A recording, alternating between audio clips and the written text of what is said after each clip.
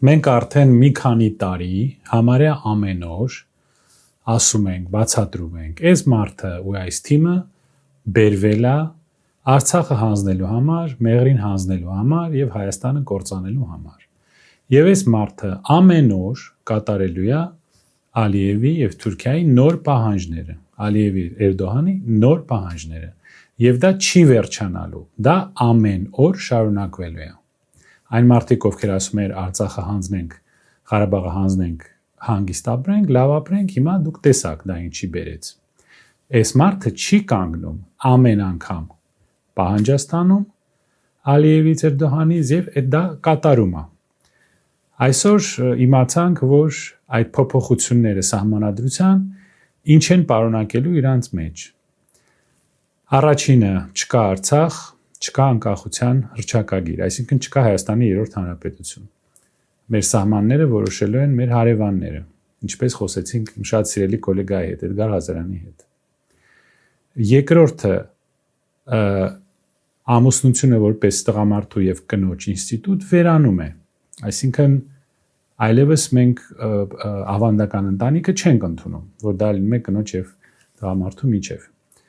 Դա էլ շատ հետաքրքիր փոփոխություն է, շնորհավորում եմ բոլորիս։ Երրորդը ակնհայտ է, որ Թուրքիայի պատվերով սփյուռքահայերին զրկում ենք Հայաստանի քաղաքացի դառնալու իրավունքից, կամ գոնե հեշտացված ձևով Հայաստանի քաղաքացի դառնալը այլևս չի լինելու, սփյուռքահայերը այլևս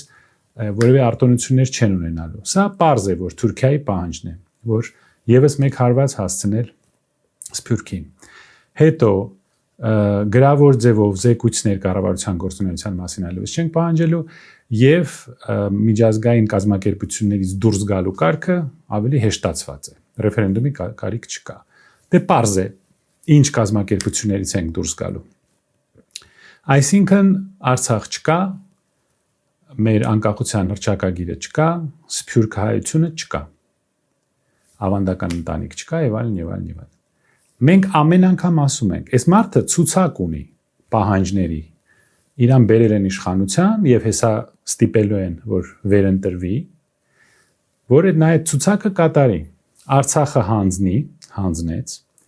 Թավուշի գյուղերը հանձնի, հանձնեց, Մեղրին հանձնի, հանձնեց, Զանգեզուրի միջանցքը բացվելու է, ուրիշ անվան տակ, էդ էլ հանձնեց։